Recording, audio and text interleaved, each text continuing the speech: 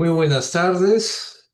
Como ya lo habíamos anunciado la semana pasada, hoy está con nosotros el doctor Miguel Eduardo Ramos Mirabal. A nombre del Centro de Estudios y Derechos Humanos, reciban ustedes el saludo de nuestro director, de nuestro ministro. El tema, el día de hoy, es un tema muy interesante y de permanente actualidad, la unión de hecho. Doctor Ramos Mirabal, muy buenas tardes. Un gusto tenerlo aquí con nosotros. Buenas tardes, doctor Canales. Muy agradecido al Centro de Estudios de Justicia y Derechos Humanos por la invitación y con toda la disposición para poder conversar el día de hoy sobre el tema que usted ha referido. Muy bien, antes de darle paso, doctor, vamos a conocer un poco su trayectoria a nivel académico y profesional. El doctor Miguel Eduardo Ramos Mirabal, abogado por la Universidad de San Martín de Porres, es también maestro en Derecho Civil y Comercial y también es doctor por la misma casa de estudios. El doctor cuenta con un grado de especialización en responsabilidad civil en España, es fedatario juramentado en especialización informática, abogado con experiencia en el ejercicio de la profesión en áreas del derecho civil patrimonial, extrapatrimonial, procesal civil, profesor universitario en varias facultades, entre ellas la UNIFE, la Universidad Femenina, la Universidad de San Martín de Porres. Es responsable también del área en posgrado en la maestría de Derecho Civil, Derecho Registral y Notarial en la Universidad de San Martín de Porres. Doctor, un placer tenerlo aquí con nosotros. Quedamos atentos a su exposición. Adelante, por favor. Muy agradecido, doctor Canales, nuevamente por la invitación y, bueno, con su permiso, iniciaremos nuestra participación. Permítame compartir pantalla, por favor.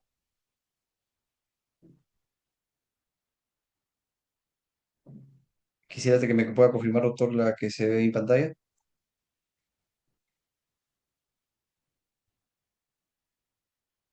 Sí, ok. Gracias, doctor. Bueno, señores, buenas tardes. Gracias nuevamente por la invitación. Vamos entonces a conversar sobre la unión de hecho. Fíjense, una revisión, vamos a hacer una revisión legal y vamos a proponer algunos casos en los que vamos a encontrar o tratar de encontrar una respuesta en el derecho y al final absorber las preguntas que ustedes consideren pertinentes. ¿Cómo es que se viene regulando la unión de hecho en nuestra legislación? Partimos por la Constitución. Tenemos el actual artículo quinto de la Constitución del año 93, en la que precisa que la unión, de hecho, es esta convivencia estable entre, no dice entre dos personas, ¿ah? Fíjense cómo ya desde ya la Constitución marca la heterosexualidad. Dice un varón y una mujer. No deben tener impedimento matrimonial, se llama en la Constitución, y que forman un hogar de hecho, dando lugar, dice, a una comunidad de bienes sujeta al régimen de sociedades gananciales en cuanto sea aplicable. Desde ya hay que también precisar que la Constitución no señala que de esta unión de hecho surja una sociedad de gananciales, sino dice, surge una comunidad de bienes y le va a ser aplicable en lo que fuera pertinente las normas de la sociedad de gananciales. Si hacemos una revisión en el Código Civil respecto a la unión de hecho, tenemos que remitirnos al artículo 326. Y el artículo 326 regula dos tipos de unión de hecho, o lo que le llaman también concubinato.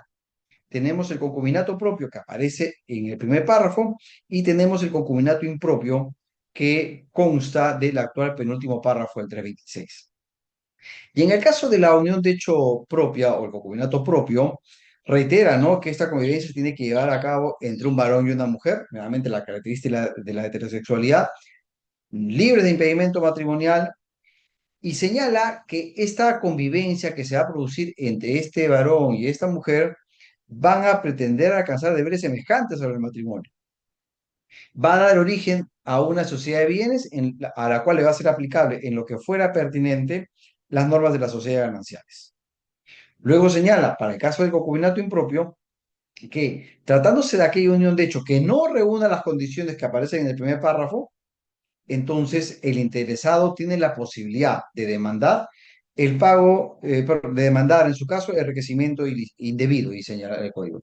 Fíjense que este último término que señala, que se señala para el caso de concubinato impropio, no es el correcto, porque en el Código Civil no vamos a encontrar la acción de enriquecimiento indebido. Lo que precisa el artículo 954 del Código es la acción de enriquecimiento sin causa. Entonces, aquí habría que hacer esta precisión. La acción de enriquecimiento indebido al cual se refiere el código para el concubinato impropio debe entenderse como la acción de enriquecimiento sin causa del artículo 1954 del código. ¿Acaso son estas las únicas definiciones que encontramos en el Código Civil respecto al concubinato? No. Tenemos el artículo 402 del Código Civil que regula los supuestos por los cuales se puede demandar la declaración judicial de filiación extramatrimonial y señala entre los supuestos el caso de que se haya llevado un concubinato. Pero fíjese, el código para poder facilitar esta declaración de filiación sustentándose un concubinato, eh, rebaja o, perdón, reduce digamos, el concepto y ya no va, fíjese que el código va a indicar que por concubinato debe entenderse esta convivencia que lleva varón y mujer, que sin estar casados hacen vida de tales. Ya no exige la existencia del impedimento matrimonial, ya no exige que la convivencia se lleve a cabo por 2 años, tan solo dice, oye, tú has demandado la declaración de filiación extramatrimonial porque indicas que has convivido con otra persona, ok. Solo para este caso vamos a entender que ha existido convivencia cuando has convivido con un varón o con una mujer y sin estar casados haces bietales. Esa es la definición de concubinato para el caso de la filiación extramatrimonial a fin de facilitar su declaración. La unión de hecho produce los mismos efectos que el matrimonio. Fíjense, el legislador ha adoptado la tesis de la apariencia del estado matrimonial. ¿Ok? Y esto podemos encontrar a partir de lo que se indica en el 326, cuando el código señala que dentro de esta convivencia lo que se pretende es alcanzar finalidades y cumplir deberes semejantes a los del matrimonio. Entonces, con esta referencia que se hace en el código y a partir del reconocimiento que se hace en la Constitución, preguntamos, ¿y cuáles son los requisitos entonces que tiene que advertirse en esta convivencia para efectos de la declaración de existencia de la cual vamos a conversar más adelante? ¿Ok? En primer lugar, la cohabitación. ¿Ok? Los concubinos forman un hogar de hecho, ellos pretenden llevar a cabo una vida como si fuera un matrimonio y ello va a implicar que la convivencia se lleva a cabo a fin de, digamos, llevar una vida juntos. ¿Qué es lo que comprende esta comunidad de vida? El Tribunal Constitucional en la sentencia 4493 del año 2008 señaló lo siguiente. Uno de los fundamentos sobre los que descansa la sentencia cuestionada es que la convivencia en una unión de hecho implica una carga familiar. La denominación carga familiar resulta ser cuestionable, indica el tribunal, por cuanto implica una objetivización de los individuos a los cuales se destina el contenido de la obligación alimentaria. Las personas beneficiadas con dicha tutela y alimentos no son ni pueden ser consideradas cargas, por ello es que la denominación acorde con lo que indica la Constitución es que estas están, digamos, sometidas al cumplimiento de un deber familiar. Todo esto dentro de la convivencia que se debe llevar a cabo. En segundo lugar, tenemos la notoriedad. Quienes pretendan vivir bajo la figura del concubinato no pueden mantener oculta su convivencia. Esa comunidad de vida que llevan a cabo varón y mujer tiene que ser de público conocimiento, porque si no se exterioriza, si no se publicita esta forma de convivencia, mal podríamos decir que se comporta como marido y mujer. Si es oculta al público, no podría pues, reclamar los efectos de lo que señala la ley como concubinato. Tercero, señala la Constitución y la ley que la convivencia se tiene que llevar a cabo entre un varón y una mujer. No dice un varón y 2 mujeres o una mujer con 2 varones. ¿Okay? Por lo tanto, no podría haber, que ya habría que señalarlo, no podría haber reconocimiento de convivencias paralelas. Ahora, viene una discusión, ¿no? El código precisa que esta unión de hecho se lleva a cabo entre un varón y una mujer, pero ¿a quién debemos entender como varón y a quién entender como mujer? Aun cuando la respuesta podría ser, no debería provocar alguna confusión, pero fíjense, yo creo que habría que considerar pronunciamiento del Tribunal Constitucional para saber a quién se le llama varón y a quién mujer. Partimos de esta sentencia del Tribunal Constitucional, la 139 del año 2013, en la cual se discutió el reclamo que efectuaba un transexual para que, habiendo nacido varón, se le reconozca como mujer.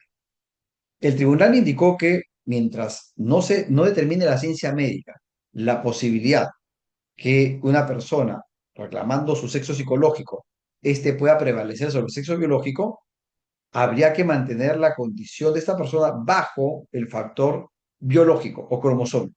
Por lo tanto, esta persona que nació varón y más adelante reclama ser identificada como mujer, no lo puede hacer por más que haya podido haber accedido a alguna cirugía.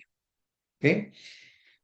Esta sentencia, la 139 del año 2013, tuvo un voto, digamos, singular, en el que ya se señalaba que no podía la persona pues ser reducida o no podía identificarse a la persona reduciéndose tan solo al factor biológico. Habría que también, indicaba el magistrado Mesía, evaluar y considerar el factor psicológico.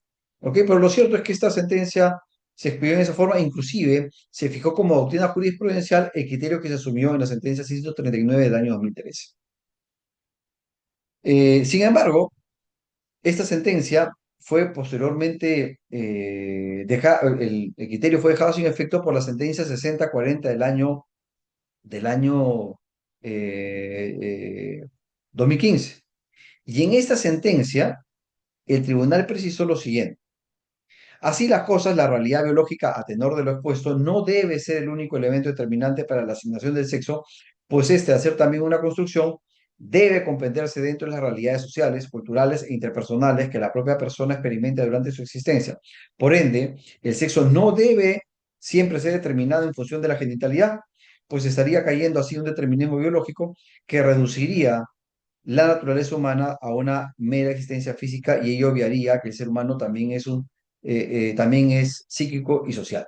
Esta sentencia, que ustedes pueden encontrarla en la página del Tribunal Constitucional, deja sin efecto el criterio de la sentencia anterior y señala, pues, inclusive reglas procesales para todas aquellas demandas que vayan a ser interpuestas por aquellas personas que reclaman una identidad distinta a la que le fijó la naturaleza. Desde ya indicó que esto tiene que ser materia de conocimiento de un juez ordinario, precisa que la vía procedimental corresponde al proceso sumarísimo y es en este proceso en el que el juez, considerando además este factor psicosocial, debe determinar si le corresponde o no a esta persona asignarle la identidad que reclama. Entonces, volviendo a lo que conversábamos, ¿no? El código señala que la convivencia se lleva a cabo entre varón y mujer, pero varón no necesariamente será aquel que nació con tal. Puede ser considerado también varón aquella persona que, habido nacido como mujer, un juez le reconoce como varón, o aquel que habiendo nacido como varón será mujer si es que el juez lo considera como tal. Podríamos decir entonces que la referencia que hace el código al varón y mujer permitiría la unión de hecho o inclusive el matrimonio entre personas que biológicamente sean heterosexuales, perdón, que clínicamente o digamos bajo la ciencia médica sean heterosexuales, pero que biológicamente sean homosexuales. ¿Ok? Ahora, ¿reconocerá la ley algún efecto a la unión de hecho homosexual?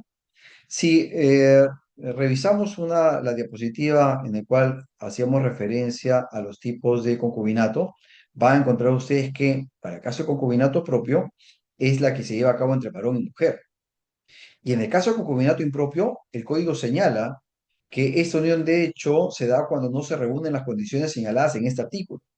Quiere decir entonces que, desde nuestro punto de vista, si es que esta unión de hecho se lleva a cabo entre personas que no cumplen la condición de la heterosexualidad, el código no le cierra las puertas. Le dice, mira, te voy a reconocer, o sea, no vas a caer dentro de lo que se llama el concubinato propio, pero te doy la salida, que puedes reclamar en todo caso y te ves perjudicado el pago de una indemnización por enriquecimiento sin causa. Entonces, si regresamos a la pregunta formulada, ¿es posible entonces que se reconozca, la ley le reconozca un efecto de la unión de hecho homosexual? Consideramos que sí. ¿Ok? Bajo lo que, sí, precisa el código como concubinato impropio. El santo requisito de la singularidad, es decir, que la convivencia se lleva a cabo entre un varón y una mujer. Puede reclamarse efectos de la convivencia simultánea entre un varón y dos mujeres en domicilios distintos. Por lo que hemos indicado, eso no podría ocurrir, ¿no? Y esto lo recoge, por ejemplo, esta casación del año 2002 de Arequipa, en el que dos mujeres reclamaban que se reconozca la unión de hecho que tenían con un varón, y sin embargo la Corte indicó pues que en este caso no existía pues este elemento de la singularidad, y por lo tanto no podía pues reconocerse bajo la figura de concubinato propio, no podría reconocerse la existencia de ninguna de ellas. Sin embargo, señores, en el año 2013 se lleva a cabo un pleno jurisdiccional en Lima, ¿ok? Y el tema que se desarrolló fue el siguiente. Si dos o más personas solicitan judicialmente el reconocimiento de uniones de hechos simultáneas o paralelas con la misma persona del sexo opuesto, ¿a cuál de ellas debe reconocerse dicha situación jurídica? Tenemos a Juan que convive con María y con Teresa. María y Teresa reclaman ser convivientes de Juan y que se la reconozca como tal, y que se reconozca la existencia de dicha convivencia. Ustedes dirán, oiga, por lo que usted nos comenta, eso no va a ser posible. Inclusive la Corte Suprema ha dicho que eso no genera ningún tipo de reconocimiento. Sin embargo, señores, la mayoría de los jueces de Lima indicaron optaron por la siguiente posición. Tratándose de uniones de hechos simultáneas o paralelas con una persona de sexo opuesto, si bien en aquellos casos se encuentra ausente el elemento de la singularidad, sin embargo, se debe reconocer la unión de hecho del accionante que actúa de buena fe. Entonces, para el caso planteado, Juan que convivió con María y con Teresa, lo que ha indicado la Corte es que habría que reconocer la convivencia de aquella mujer que actuó de buena fe. Pregunto, ¿y si las dos actuaron de buena fe? La respuesta que nos ha dado, que han tomado los magistrados, no nos parece la adecuada. No podrían reconocerse dos convivencias, por más que hayan actuado las dos de buena fe. Oiga, pero eso no puede ocurrir. Les aseguro que ocurre. María puede ser que desconozca que Juan está conviviendo con otra mujer.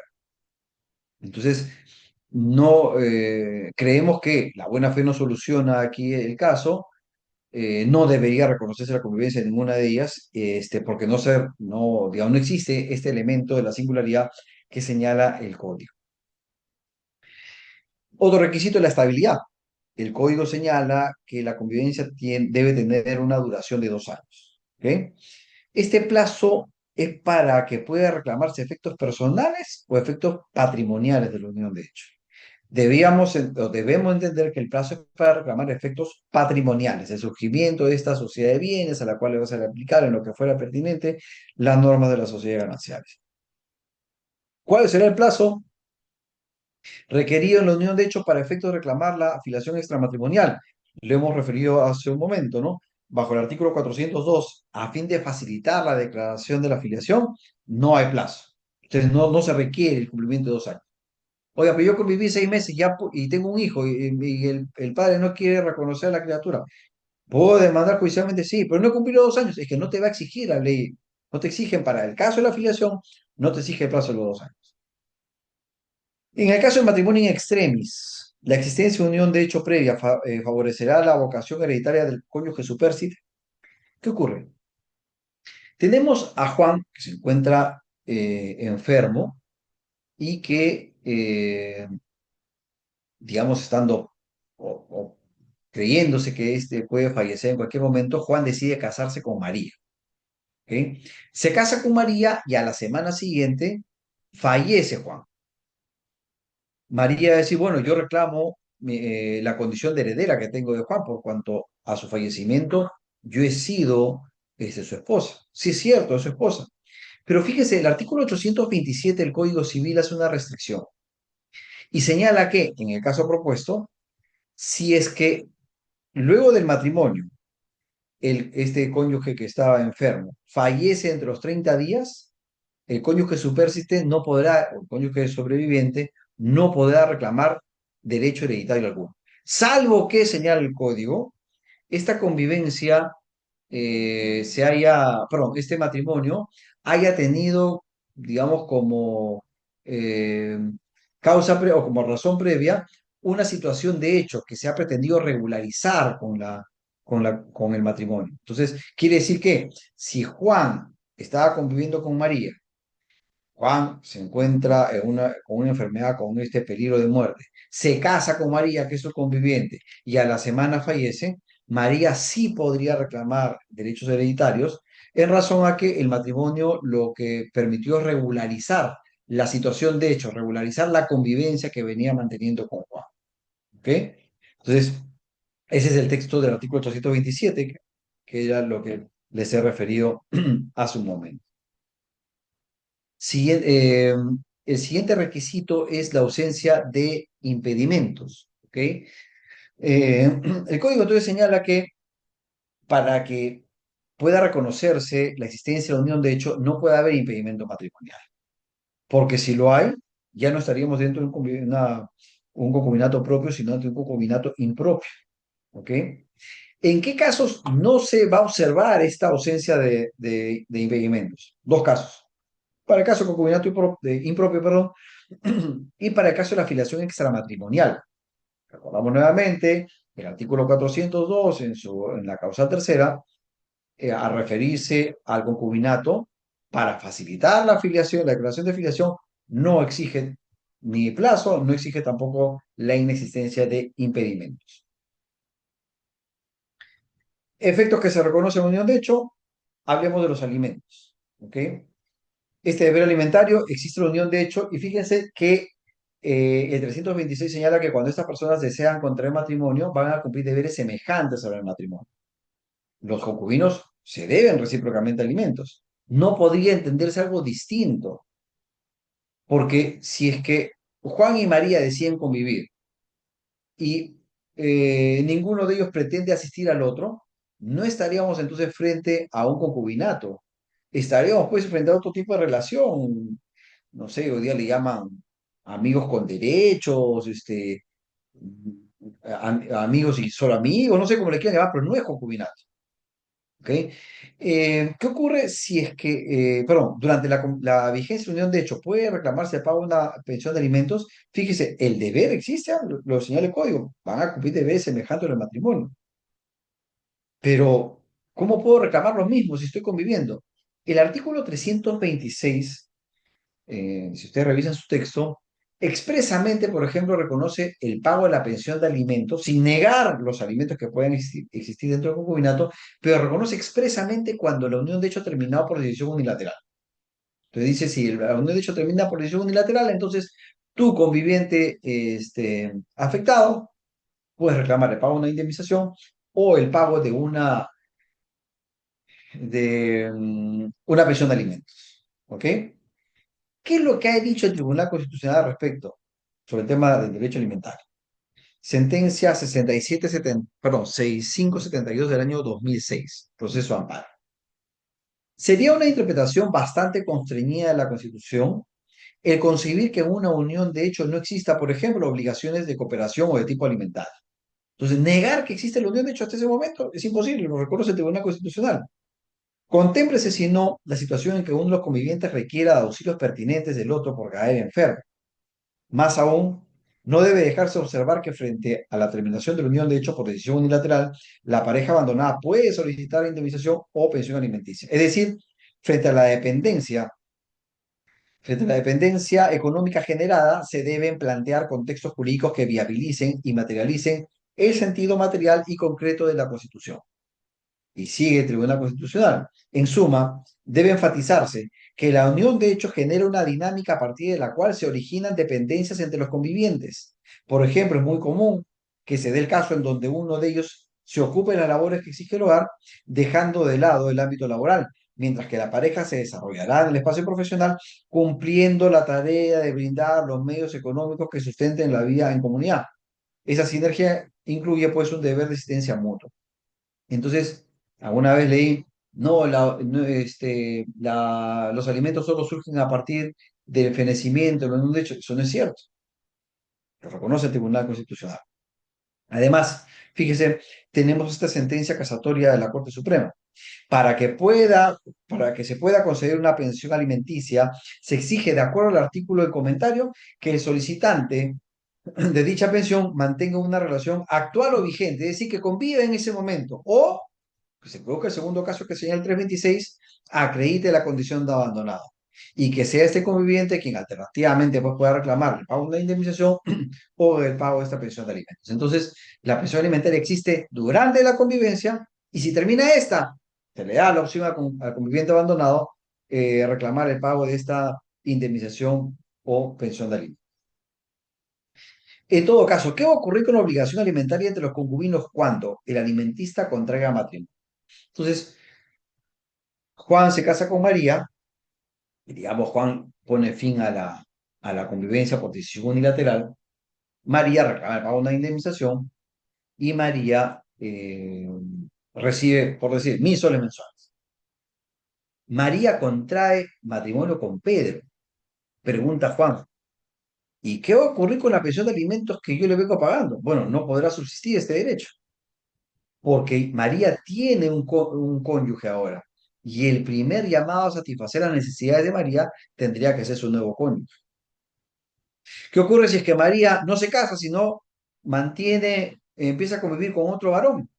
Lo mismo, con este varón Pedro, al convivir, ellos pretenden cumplir o alcanzar deberes semejantes en el matrimonio. Sería Pedro el primer llamado a satisfacer las necesidades de María. Tercero, Juan contrae matrimonio con Teresa.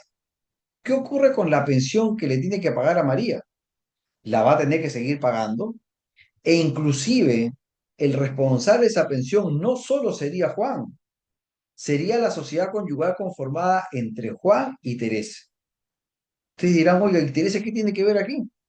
El inciso 2 del artículo 316 del Código Civil señala expresamente que es de cargo de la sociedad conyugal el pago de la pensión de alimentos que uno de los cónyuges deba a otra persona. Esto solo va a aplicar cuando se hayan casado bajo el régimen de sociedad de gananciales. Si es de separación de patrimonios, no se aplicaría lo que indica el 316. ¿Okay? En el concubinato, el deber alimentario se extiende hasta los hijos del otro conviviente habido en una relación anterior. Juan se casa con María y María tiene hijos de un anterior compromiso. Juan estaría obligado a satisfacer las necesidades de estos hijastros. Fíjese qué es lo que ha dicho el Tribunal Constitucional.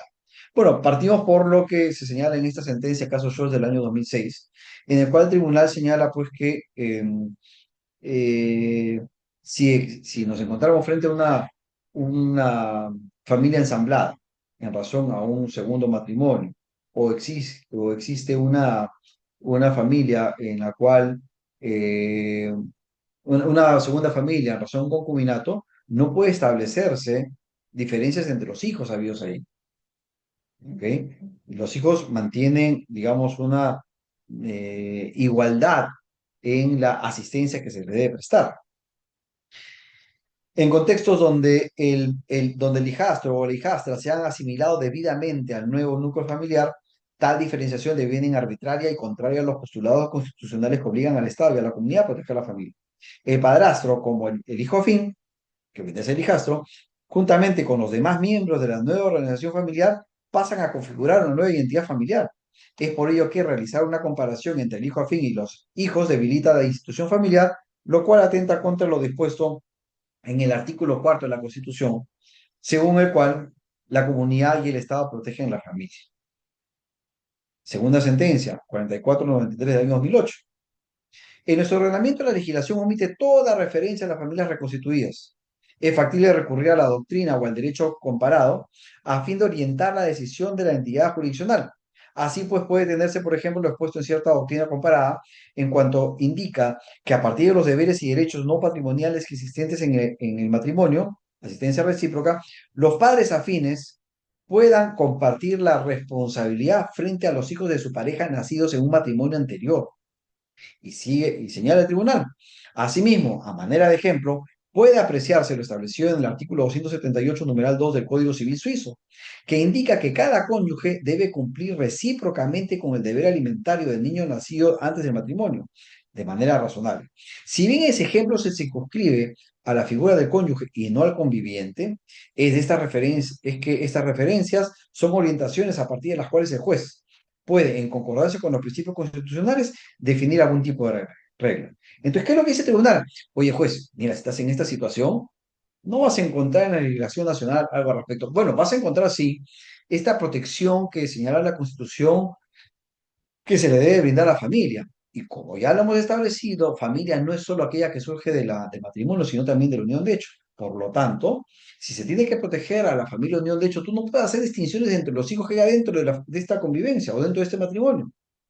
Entonces, vas a tener que fijar una regla a partir de esta protección constitucional y considerando lo que ocurre en la legislación comparada. Y por eso es que hace referencia a este artículo del Código Civil suizo.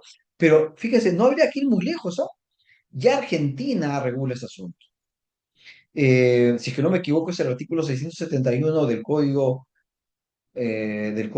Civil y Comercial argentino, que establece pues esta eh, obligación subsidiaria que tendría el padrastro o el padre afín respecto al hijastro o el hijo afín. ¿Ok?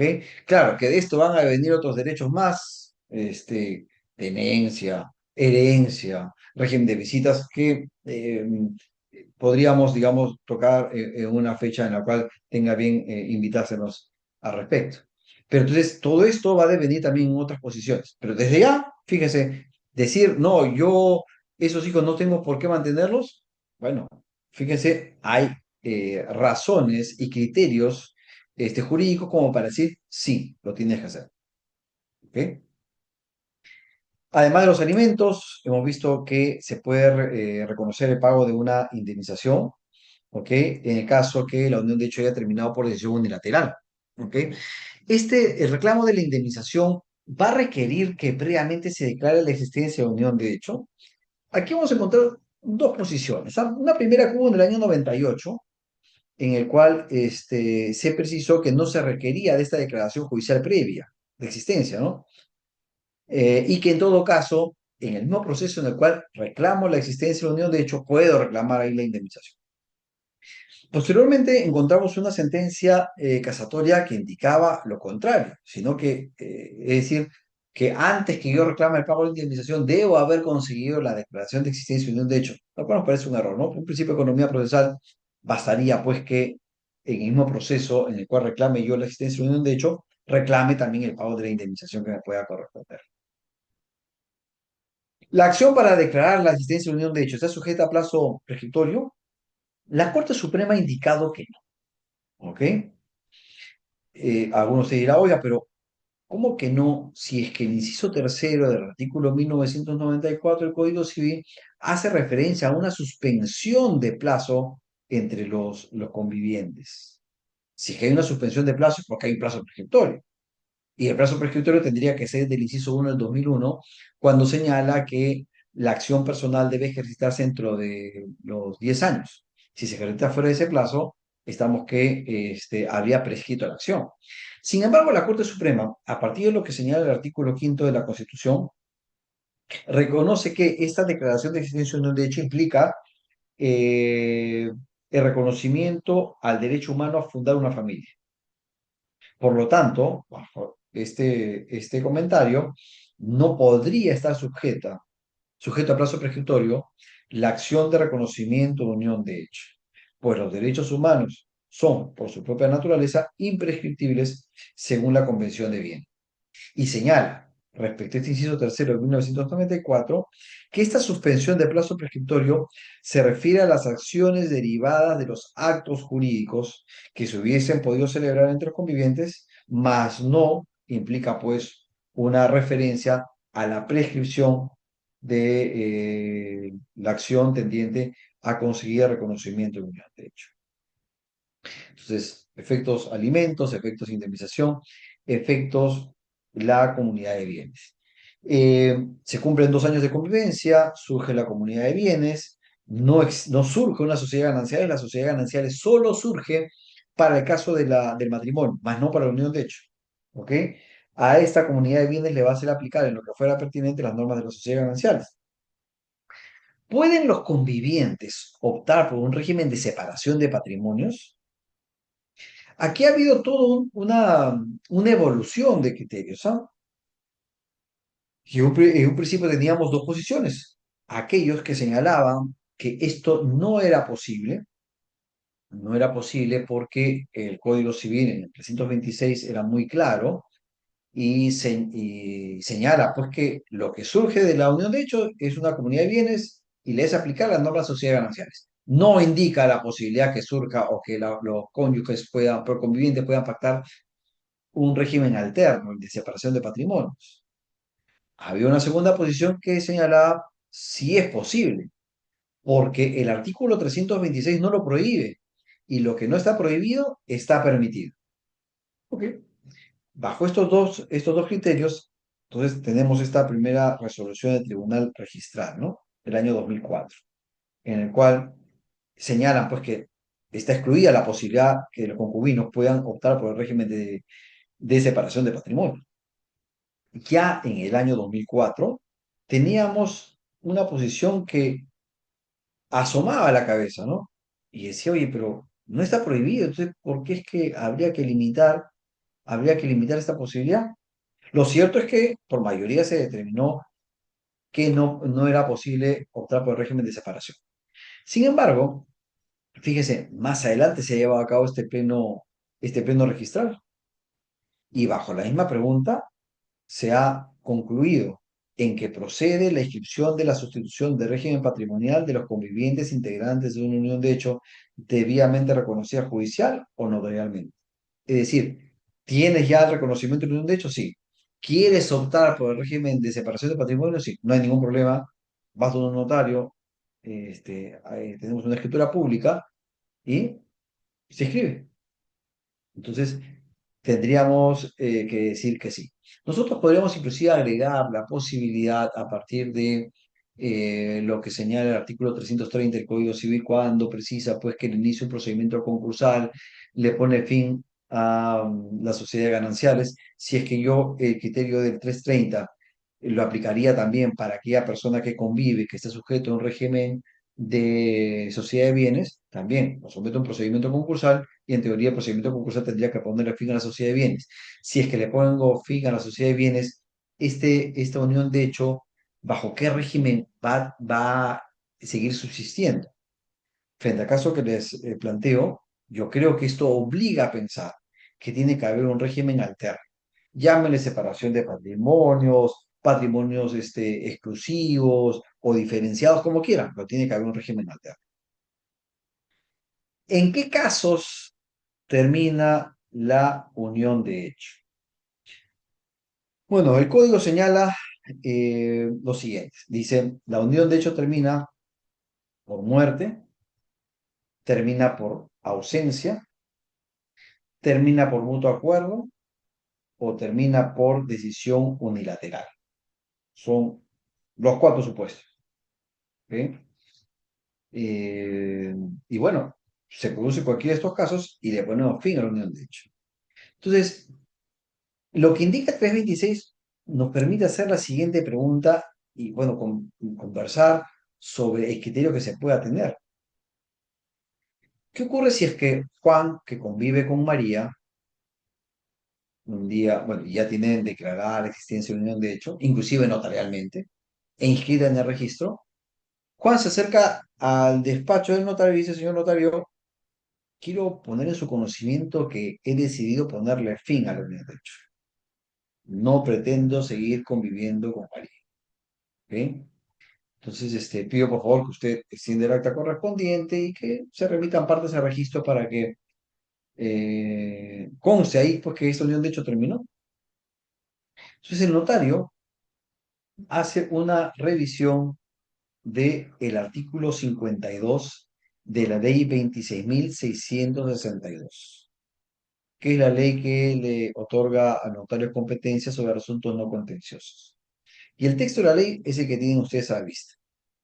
Si los convivientes desean dejar constancia de haber puesto fin a su estado de convivencia, podrán hacerlo en la escritura pública en la cual podrán liquidar el patrimonio social. Para este caso no se necesita hacer publicaciones. El reconocimiento de cese de la convivencia se inscribe en el registro personal.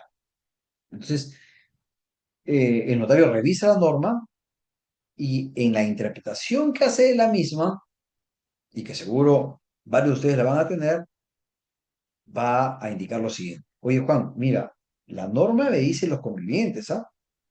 No dice el conviviente. Por lo tanto, si tú pretendes que yo le ponga fin a la unión de hecho, tiene que estar aquí María.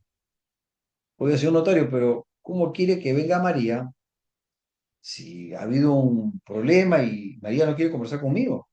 ¿Usted me está obligando entonces que yo mantenga la unión de hecho? Mira, Juan, lamentablemente la norma es clara. Dice los convivientes, no dice el conviviente.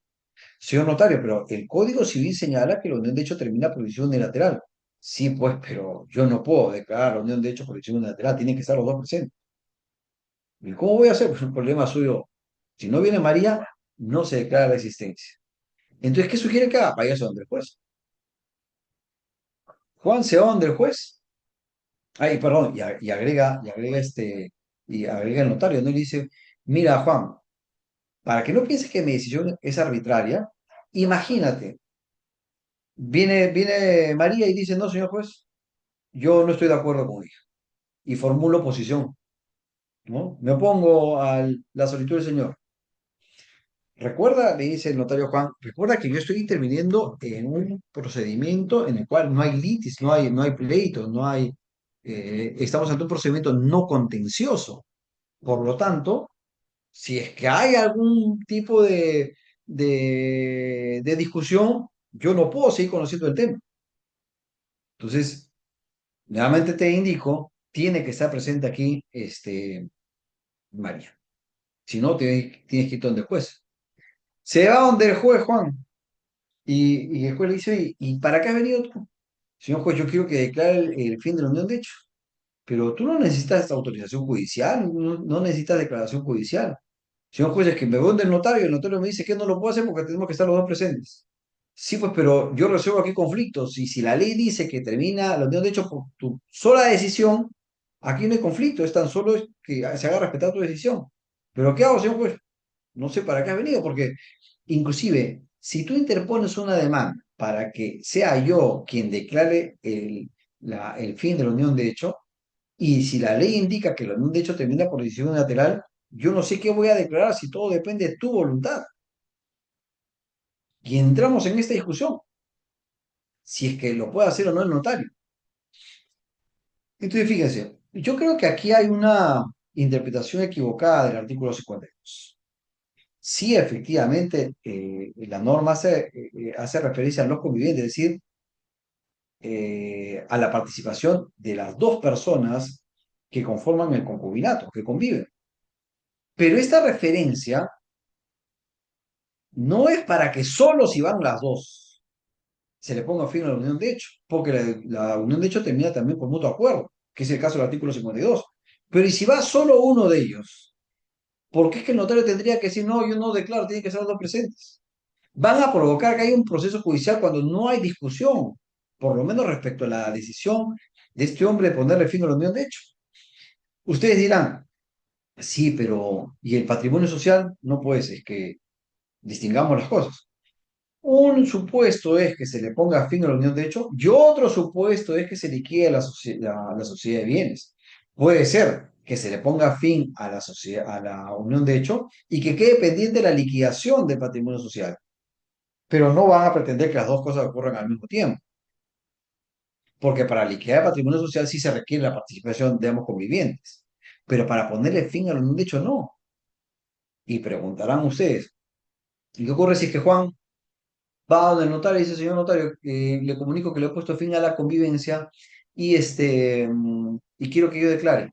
Y María no sabe de esto. Si es que se fuese a la duda, entonces el problema no está en si se puede declarar o no el cese de la unión de hecho por decisión unilateral. El problema está en que la parte contraria sepa de la decisión de Juan. Y si es que el problema está en que se sepa la condición de Juan, el problema lo vamos a encontrar en el procedimiento que se debe seguir, no en la decisión sí, la decisión que finalmente tome el notario. ¿A qué me refiero?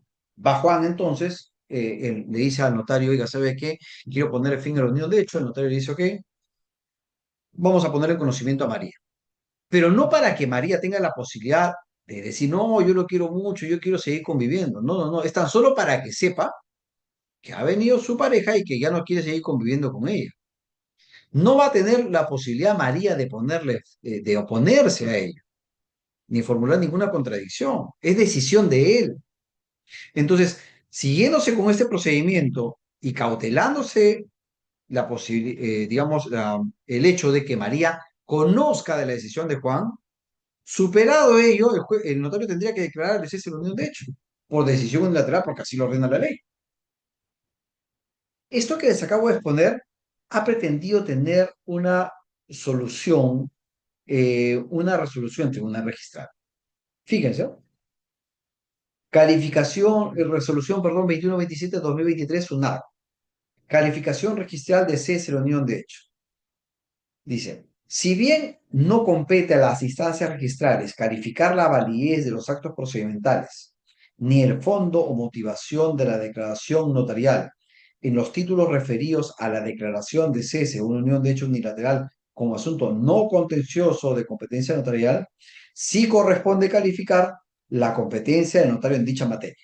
Ahora, en este procedimiento no se requiere del consentimiento unánime de los convivientes, es decir, no se requiere que estén los dos presentes, siendo suficiente para su declaración la falta de oposición del conviviente no participante y debidamente emplazado. Y aquí es cuando comete, creo yo, un error el tribunal. Porque si el tribunal me dice, oye, no requieres de la presencia de los dos, pero eso sí, que el otro no se oponga. Oiga, entonces, si está dando la posibilidad que el otro se oponga, para evitar ello tendrían que estar los dos de acuerdo. Pero si me está diciendo que no se requiere, pues el consentimiento unánime. O sea, ¿de qué vale que yo vaya solo si al final la otra parte, porque mejor le parece, se opone, acabó el procedimiento? Y no me parece lo correcto. Entonces, este criterio, aun cuando parte indicando algo cierto, y aun cuando parecería que solo que la unión de hecho puede declararse por decisión unilateral, al final me dice, no, ¿sabes qué? Ruega, implora que la parte, tu pareja, no vaya a decir que no. En otras palabras, se requiere la voluntad de ambos. Volvemos a lo mismo decir, a lo mismo que hemos comentado. Y esta misma resolución, refiriéndose a la liquidación de patrimonio social, que yo le decía había que distinguir, indica lo siguiente. Procede la inscripción de cese de un hecho en mérito a parte notarial o judicial que así lo declare en el registro personal. En tal sentido, si en el parte que aprueba y o declara el cese de unión de hecho no consta la liquidación de bienes, ello no será causal para su denegatoria, ya que los bienes patrimoniales se reputarán en copropiedad de los convivientes siempre que no se indique otra forma de adjudicación. Esto es conformidad con el artículo 320 del Código Civil. En otras palabras, lo que indica el tribunal es, mira, puede declararse el cese de unión de hecho sin perjuicio, o digamos, sin que ahí mismo se liquide patrimonio social, no hay ningún problema. Porque algunos dicen, no, tienen que ir ambos convivientes porque se va a liquidar patrimonio social, no se puede hacer en momentos distintos. Yo puedo hoy día poner fin a la unión de hecho que tengo con María y bueno, está pendiente de liquidar patrimonio social. ¿Ok? De lo que hemos conversado, ¿qué propuestas podríamos hacer que obligarían a la modificación del Código Civil? En primer lugar, la presunción de paternidad. Hoy en día, los hijos que nacen dentro del matrimonio tienen un padre cierto, ¿no? Que es el marido. Esta presunción solo se aplica para los hijos habidos dentro del matrimonio. Pregunto, ¿y si hay, por ejemplo, una unión de hecho declarada judicialmente o declarada en la vía notarial? Y dentro de esta unión de hecho nace una criatura. Y si, como hemos referido, y los convivientes entre la unión de hecho cumplen deberes semejantes en el matrimonio, entre ellos el deber de fidelidad, ¿por qué no podríamos concluir que el hijo nacido dentro de la unión de hecho tiene un padre cierto que viene a ser el concubino? Entonces, bajo lo que les indico, este artículo 361 proponemos que se extienda también a los hijos habidos dentro de una unión de hecho cuya existencia ya ha sido declarada judicial o notarialmente. Fíjense cuántos procesos judiciales podríamos ahorrar con una extensión de esta presunción de paternidad. Esta propuesta la venimos efectuando desde el año 2007. Dios quiera que alguien pueda cogerla, plantearla y conseguir que se modifique el Código Civil en este sentido. Segundo, impedimento matrimonial. Eh, Les pongo el caso. Juan convive con María, inclusive la unión de hecho está declarada en cuanto a su existencia y registrada. Ok. 5 años conviviendo con María. Y Juan un día se encuentra con una amiga que se llama Teresa y bueno, pues se enamora de Teresa. Teresa le plantea casarse eh, y Juan, digamos, bajo esta propuesta, inicia el trámite para contraer matrimonio con Teresa. ¿Ok? Pregunto, ¿podrá Juan casarse con Teresa? Ustedes dirán, no, porque hay una unión de hecho declarada ya, inclusive está registrada y eso impide pues que pueda casarse con Teresa. Otros dirán, sí lo puede hacer, porque si para casarse hay que advertir que las personas, que los contrayentes no se encuentren bajo un impedimento matrimonial, cuando yo reviso el artículo 241 y 242, no encuentro el supuesto de concubinato con impedimento matrimonial. Entonces, dirá, si es posible casarse. Es más, como no hay impedimento, señala, el conviviente, María, no podría oponerse al matrimonio. ¿Es cierto lo que estamos mencionando? Fíjense, la revisión del Código Civil permite entonces indicar que Juan sí se puede casar con Teresa. Oiga, pero si está inscrita la unión de hecho, sí, pero es que la unión de hecho no es causal o no es una causal de impedimento matrimonial. Pero es injusto, viene viviendo 5 años con María. Sí, pues, pero la ley no restringe ese matrimonio por más que exista una convivencia. ¿Y qué vamos a hacer? En el año 2018 se convocó un grupo de juristas para que revisaran el Código Civil y propusieran un texto modificatorio. Y respecto a este caso, el artículo 300b proyectado sugiere lo siguiente: extinción de la unión de hecho. La unión de hecho termina por muerte, ausencia, mutuo acuerdo, decisión unilateral. Último caso, matrimonio civil celebrado por alguno de sus miembros en fecha posterior a la inscripción registrada de la unión de hecho.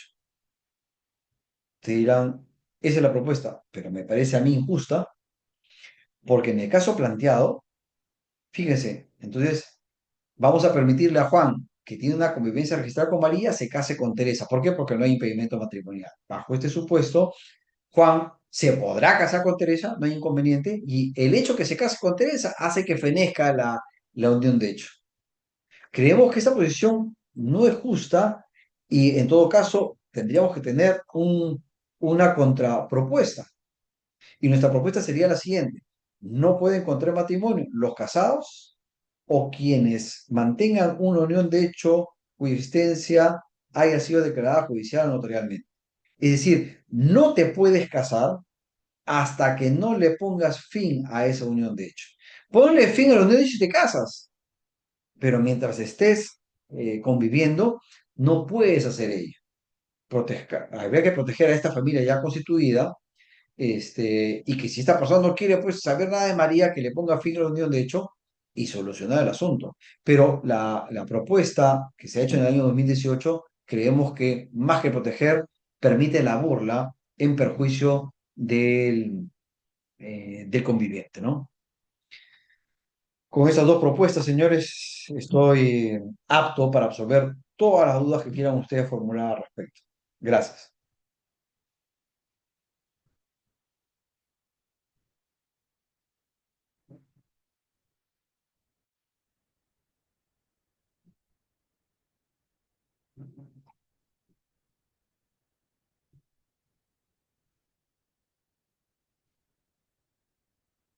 No sé si las preguntas, entiendo que yo las voy a poder leer un segundito. Doctor Canales, si me puede indicar si las preguntas las leo Sí, yo a doctor, usted. ¿cómo está usted? Atentamente a lo que usted ha expuesto, realmente preocupado por todos los temas que se derivan de la unión de hecho y que hay que resolver, doctor. Esos temas son realmente interesantes. Bien, antes que todo, o antes que nada, felicitarlo por su brillante exposición. Realmente me queda preocupado porque ahora las personas realmente con las nuevas, con el enfoque del Tribunal Constitucional, definitivamente se abre un camino que hay que trabajar mucho. Lo primero que tenemos aquí es varias preguntas de nuestro público. Raquel Uriol dice buenas tardes a todos, nos está saludando. Saludos Raquel, gracias por estar acá con nosotros. Luego tenemos a Giovanna. Giovanna nos dice, doctor, ¿cuánto tiempo de permanencia debo permanecer? Ah, perdón, ese es un tema ya administrativo, es el 90%. Luego viene un participante, dice, entonces, si se debe considerar tanto la realidad biológica como la realidad psicológica de una persona, ¿eso significa que los derechos matrimoniales son igual de aplicables para las relaciones paralelas? ¿No habría contradicción con la definición de unión de hecho impropio dado por el Código Civil? Ya, fíjese, bueno, no se entiende muy bien la pregunta, pero esto es que referíamos al criterio que ha tenido el Tribunal Constitucional en dos sentencias respecto a al reclamo de la identidad sexual, perdón, de reclamo de identidad que le corresponde al transexual, nos permite pues conocer los diversos factores que permiten determinar la identidad sexual del ser humano. Y lo que ha dicho el tribunal es, no solo te vas a tener que fijar en el factor biológico, considera también el factor psicosocial para poder reconocerle al transexual la identidad que reclama. El tema va a estar en que, digamos, no si es que hay una persona que nace como mujer, María, y en el tiempo decide o reclama encontrarse atrapado en un cuerpo que no le corresponde y por lo tanto que se le reconozca como varón Juan, y si la justicia finalmente la reconoce ello, vamos a tener que Juan, biológicamente mujer, pero ante la ley, varón, podrá contraer matrimonio con una persona biológicamente mujer. Claro, registralmente son heterosexuales, pero biológicamente son homosexuales. Entonces, algunos dirán, ¿pero qué puede interesar eso? Otros si quieren casarse, pues el código solo hace referencia a que sean varón y mujer, no indica si son varón biológico, si son varón psicosocial, no, varón y mujer, ¿no? Estas sentencias que les comentaba, lo que generan es en todo caso una discusión si es que debería la ley establecer a quiénes se le debe llamar varón o si es que esto podría estar sometido a una interpretación o una declaración judicial que vaya en contra de la naturaleza, ¿no? Sí hay que precisar en todo caso que para aquellos que les preocupe si es que se cumple la condición en el matrimonio de la procreación, que de acuerdo a la ley, la procreación, la prole no es la finalidad del matrimonio, la finalidad es la vida en común. Por eso es que pueden haber personas que se quieran casar y no tener hijos y no hay ningún inconveniente, ¿no? Bien, doctor, según su respuesta, entonces estaríamos a puertas de cambiar nuestra legislación y permitir también el matrimonio entre personas del mismo sexo. Fíjese, si es que pensamos en la posibilidad del matrimonio no de hecho homosexual, no solo habría que pensar en cambiar la ley, sino eso tiene que partir de la Constitución, para que no se haga la referencia al varón y mujer, sino el matrimonio de personas, ¿no? Entonces, si es que ese fuera el texto, bueno, la ley ya estaría abriéndose la puerta de la ley para que se puedan celebrar esos matrimonios. ¿Y qué dice la doctrina comparada respecto a este tema cercano, ¿no? Pero ya en otros países se regula el tema del matrimonio entre personas del mismo sexo, ¿no? En el caso peruano, como le refería, la unión o la convivencia entre personas homosexuales, desde nuestro punto de vista, no está prohibido. Encontramos en el 326 la posibilidad de reconocerle por lo menos algún efecto legal. Porque fíjese, doctor, imaginemos que Juan convive con Pedro, es una relación homosexual. Eh, no estaríamos frente a un concubinato propio, ¿no? Porque no se lleva a cabo entre personas heterosexuales. Fallece Juan, Pedro no va a poder ser su heredero, porque no es ni su cónyuge, no es ni su concubino. El patrimonio de Juan, que seguro Pedro ha podido haber colaborado en su incremento, va a pasar para sus, si no tiene descendientes, descendientes o demás familiares que tenga. Entonces, Pedro, la única posibilidad que tiene a partir del artículo 1954 es reclamar el pago de una indemnización, porque hay alguien que se está enriqueciendo, que van a ser los herederos legales de Juan, se ha enriquecido a sus expensas, porque él también colaboró en el incremento patrimonial que tuvo Juan. Entonces, la ley no prohíbe, desde nuestro punto de vista, por lo menos en el 326, bajo la figura de concubinato impropio, estaría inmerso, entre otros casos, la unión de hecho homosexual. Correcto. Doctor, usted ha señalado con propiedad que el matrimonio es un acto jurídico no patrimonial, con efectos patrimoniales, en cuyo caso es hacer la vida en común. Eso ha evolucionado mucho desde el año 84. ¿Hay alguna referencia a lo que es la vida en común? La vida en común implica el cumplimiento de el deber de cohabitación, ¿no es cierto? Al extremo que quienes no pretendan o quienes no lleven a cabo esta vida en común puede dar origen a un supuesto para que se declare la separación de cuerpos o el divorcio. Tenemos la figura del abandono injustificado del hogar conyugal, tenemos la separación de hecho, como razones por las cuales, al no existir esta vida en común, se le puede poner fin a la unión de hecho. Recordemos también que el código prevé supuestos en los que, haciéndose imposible la vida en común, también se va a permitir este, que se pueda declarar la separación de cuerpos o el divorcio.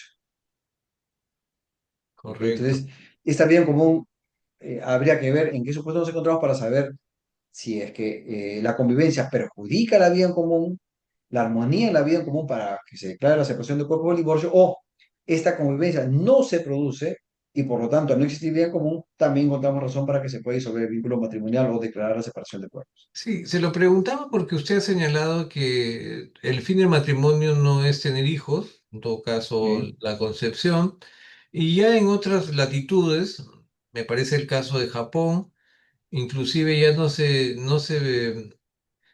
define el matrimonio ya como una especie de alianza estratégica de convivencia netamente más patrimonial. Y bueno, no es el concepto que se tiene en el Perú. ¿Ah? Sí es cierto, doctor, que en los últimos años advertimos que los jóvenes no piensan en el matrimonio, ¿no?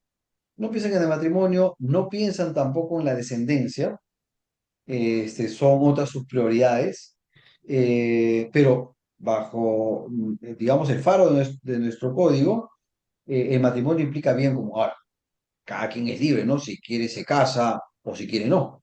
Pero si te vas a casar y digamos, la ley te indica que tiene que haber bien común, ante el incumplimiento de esta finalidad, puede pues reclamarse la disolución del vínculo matrimonial.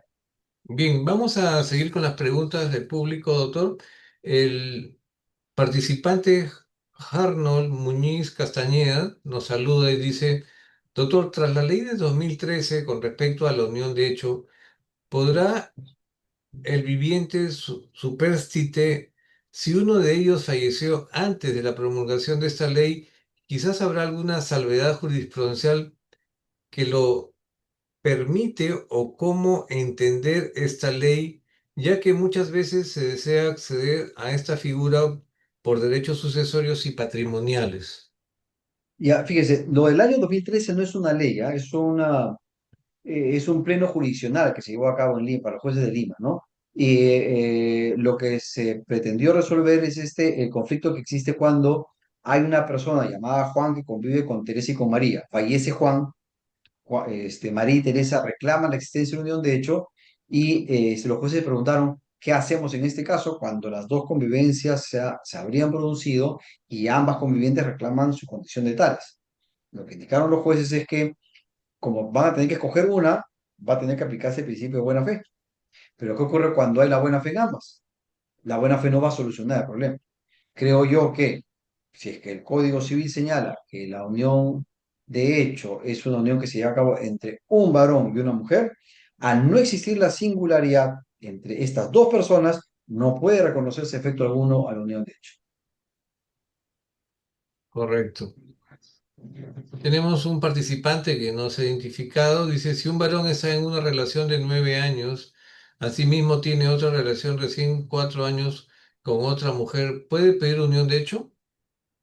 Bueno, habría que ver si es que al momento en que se declara la unión de hecho, ambas convivencias coexisten. Porque si las dos coexisten, no podría declararse ambas.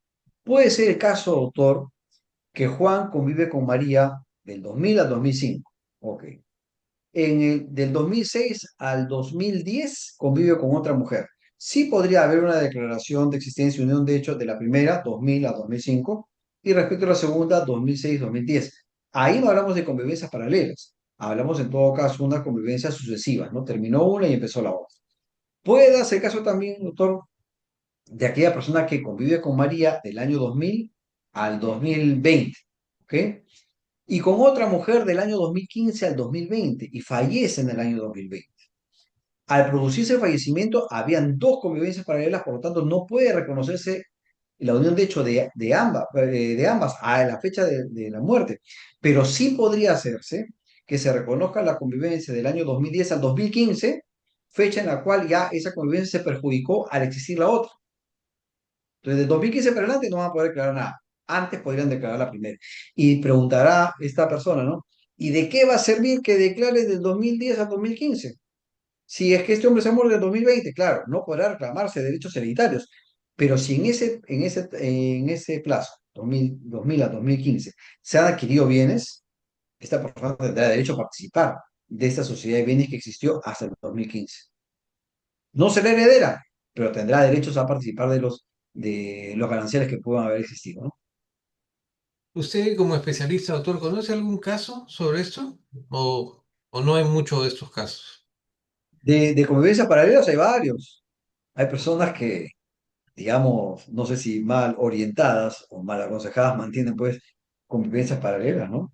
Y fíjese, doctor, no solo convivencias, en casos de matrimonios paralelos.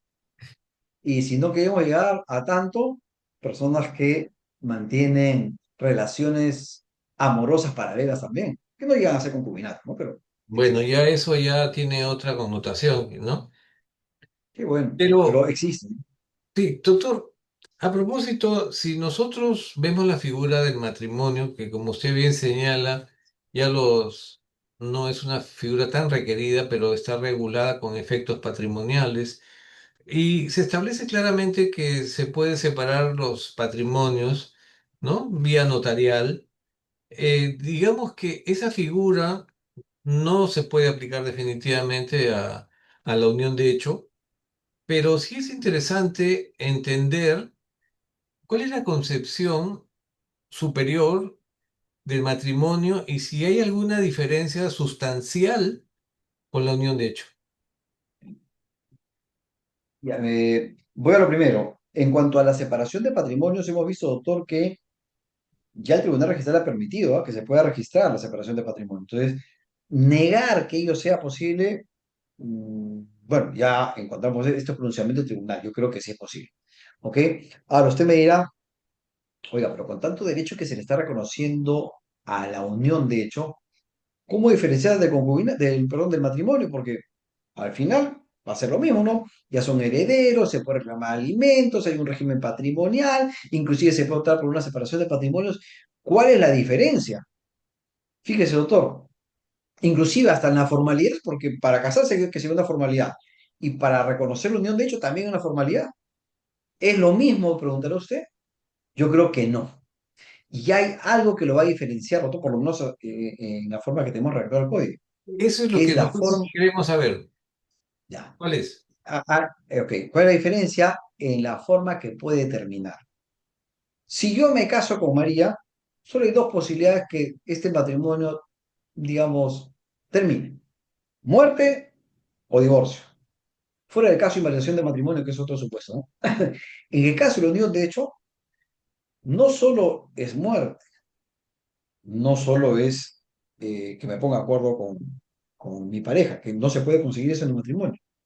Y ahorita voy a hacer una referencia yo también. Este, sino que también puede declararse el cese por ausencia y algo fundamental, que no lo va a tener el matrimonio, la decisión unilateral. Si Juan se casa con María, no basta que Juan diga, yo ya no quiero casarme y se acabó el asunto. Eso sí lo tiene el concubino. Ahora, le decía hace un momento, en el concubinato existe el cese por mutuo acuerdo. En el matrimonio también, no, no existe. Oiga, pero ¿cómo que no? Si existe el divorcio por mutuo acuerdo. Ese es un gravísimo error, doctor. Yo no sé, escucho a personas que hablan del matrimonio, del divorcio por mutuo acuerdo, y los invito a que revisen el código en qué parte dice que hay eso. Y hay una confusión ahí. Una cosa es la separación de cuerpos, eh, digamos, acordada, lo que anteriormente se llamaba la separación por mutuo disenso, hoy en día llamada separación convencional. Y otra cosa muy distinta, un divorcio porque me puse de acuerdo con mi pareja. La única forma de conseguir, o perdón, lo que me permite el código es que yo poniéndome de acuerdo con mi pareja, con mi esposa, es conseguir una separación de cuerpos. Y de acuerdo al artículo 354, una vez declarada la separación de cuerpos, cualquiera de los dos puede pedir el divorcio. Es decir, para llegar al divorcio, he tenido que pasar, en el caso planteado, por un acuerdo con mi esposa y conseguir luego que se declare la separación, para que luego cualquiera de nosotros podamos pedir el divorcio. Pero nadie en este país puede ponerse de acuerdo con la pareja y ya, ok, hacemos el trámite y nos divorciamos mañana. Eso no es verdad. Entonces, habría que corregir, digamos, a todos aquellos que mencionan que eso existe. No hay. Los invito. A ver, ¿cuál es el trámite? Y ahí hay una confusión, ¿no? Es correcto, doctor. Tenemos también a una participante, ella es Carmen Blas. Nos pregunta, ¿qué efectos patrimoniales tiene una conviviente que cumple con los requisitos de ley existiendo una heredera como es una hija? Si se está llevando a cabo la convivencia, bueno, para que reclamo cualquier efecto patrimonial, tiene que cumplirse esta convivencia por 2 años y además conseguir que se declare la unión de hecho. Distingamos lo que es el derecho que tiene el conviviente como tal respecto a la unión de hecho con el derecho que pueda tener el hijo o la hija había dentro de esta convivencia. Me explico. Juan convive con María, ¿ok? Y tienen una criatura. Si Juan se muere, ¿ok? María va a tener derecho sobre los bienes gananciales que existieron en esa unión de hecho, independientemente del derecho hereditario que tendrá María como conviviente y el derecho hereditario que tendrá la hija de estas personas como descendiente del fallecido, del causante, ¿no? Entonces son derechos distintos. Inclusive este criterio también se aplica para el caso de, mm, para el caso de los cónyuges. Y el Código Civil, creo que es el 734, 724, eh, distingue el derecho hereditario del cónyuge respecto de los gananciales que le corresponden, ¿no? Correcto, doctor. Tenemos un participante que no se ha identificado. Dice, buenas tardes, doctor. ¿Puede por favor repetir lo comentado sobre los alimentos dentro del concubinato? Ya, lo que ocurre es que el Código Civil señala que cuando Juan y María deciden convivir, van a cumplir deberes semejantes al matrimonio. Esto permite afirmar desde ya que entre ellos existe un deber de asistencia. Eh, Alguna vez leí un artículo en el cual decía, no, el derecho alimentario solo existe cuando termina la unión de hecho por decisión unilateral. Eso es equivocado. El código señala que si yo empiezo a convivir con María, ella me asiste a mí y yo la asisto a ella. Póngase a pensar, doctor, que no exista esta deber de asistencia entre los concubinos y que recién a los 2 años surja el derecho. Oiga, o sea, durante los 2 primeros años, ¿cómo es que se lleva a cabo esta convivencia? Solo como yo y no comes tú. Ve tú cómo subsistes, eso no podría entenderse. Si es que se llevara a cabo una vida como la que le comento, en la cual cada quien ve cómo subsiste sin requerir del otro, no creo que estemos hablando entre personas que quieran convivir como si fueran marido y mujer, ¿no? ¿Ok? Claro, eso es en el entendido de que uno dependa del otro también, doctor, pero si ambos tienen patrimonio, Sí, pero fíjese, el hecho de tener o no patrimonio no excluye esta obligación de asistir al otro. La asistencia no solo habría que entenderla, doctor, respecto a lo que es la comida, sino ujú, también la salud, sino también la vivienda y todo aquello pues que permita que se lleve a cabo esta armonía en la convivencia que se produzca.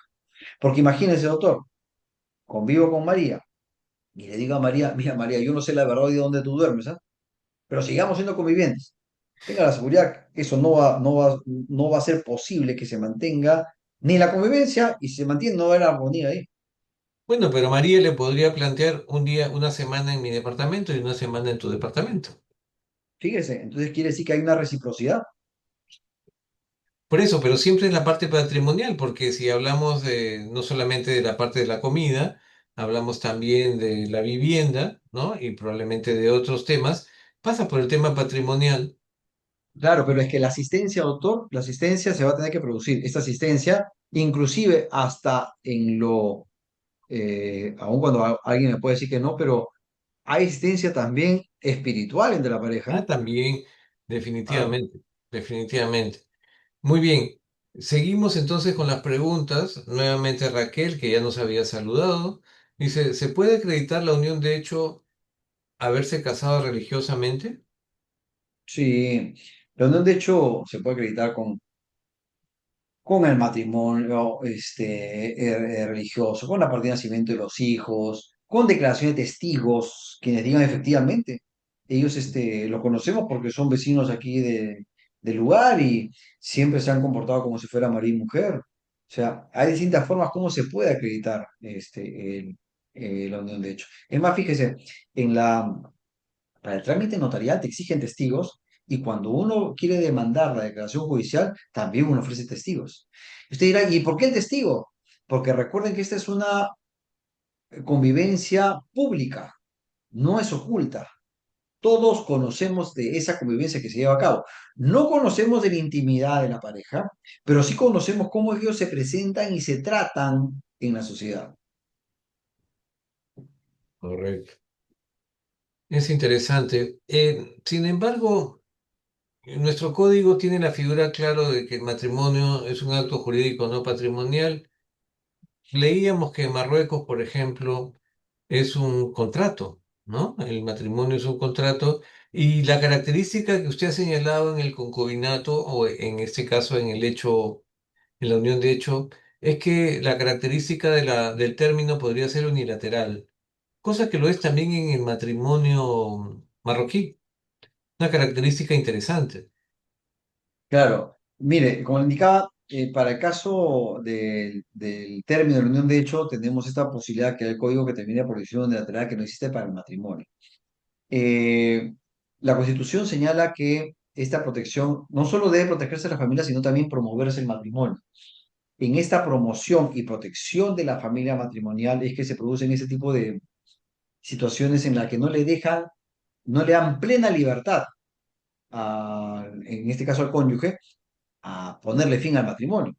Por eso que el Código Civil le dice, mira, ¿sabes qué? Tú le quieres poner fin. Si es que no es por la muerte, te ciñas estas causales. Hay voces, doctor, ya que sostienen que debería esto abrirse, ¿no? Si estamos hablando de un matrimonio en el cual no subsiste la armonía, ¿por qué le quieres meter llave al asunto y seguir el pleito y permitir que no se divorcien? Basta que uno no quiera y bueno, que terminó. Ya es motivo también sería un motivo de una modificación al Código Civil, ¿no? efectivamente, ¿no? Es un consenso y si no hay consenso, definitivamente, pues debería disolverse. A ver, ¿qué más tenemos? Tenemos también otra participante, Ana Contreras. ¿Cómo estás, Ana? Buenas tardes, doctor. La unión de hecho se puede realizar notarialmente y se debe inscribir en registro público. Sí, claro, para reclamar efectos de la unión de hecho tiene que estar reconocida. Este reconocimiento puede producirse en la vía judicial o en la vía notarial. Sea notarial o judicial, se remiten partes para que se inscriba la misma en el registro público, ¿no? Perfecto. Había un proyecto, me parece, para que también sea a nivel municipal. No, ¿no? No conozco porque, fíjese, si ya tenemos la declaración, la única forma que tendríamos para oponer esta unión de hecho a terceros es con inscripción en el registro. Correcto. Tenemos otro participante que no se identifica, dice, sobre los alimentos a favor de los hijastros. Si bien no es posible usar el modelo de familia tradicional de de contraste con el resto de los círculos familiares, ello no es contradictorio con que la obligación alimentaria es de carácter personal. ¿Sería factible implementar la responsabilidad solidaria? Fíjese, yo les indicaba que bueno, el Tribunal Constitucional en esta sentencia que les comenté, y le decía, pues, oye, ¿sabes qué? No hay nada previsto en nuestro código. En todo caso, a partir de lo que encuentres en la legislación comparada, fija algún tipo de regla, ¿no? Y Ujú. esto sumado a los criterios que ya tiene establecido el Tribunal Constitucional. Y citaba caso el Código Civil Suizo. Sin embargo, refería que en Argentina este supuesto ya se ha regulado. Y no se niega la obligación que tendría el padre o la madre, sino que le dice al padrastro, oye, ¿sabes qué? Si es que nos encontramos en una situación en la que el padre o madre no cumplen y tú eres la persona que en esta familia ha asumido esta condición de padre o padre afín o padrastro, estás subsidiariamente, tienes esta obligación de atender las necesidades que tenga este hijastro o hijo afín. Usted me dirá, oiga, pero eso libera responsabilidad del otro. No, no lo libera. El otro tiene la obligación, pero no vamos a esperar hasta que el otro cumpla para que recién este, pueda esta criatura atender sus necesidades. Refería, autor, que ese criterio de ampliar, por ejemplo, el- la obligación hacia el padrastro, nos obliga a pensar en lo siguiente. Ya, ok, el Código Civil asume esta posición, ¿no? El padrastro también asume la obligación alimentaria. Primera pregunta. Y cuando yo padrastro, más adelante, requiera de asistencia, ¿mi hijastro estará en la obligación de atenderme?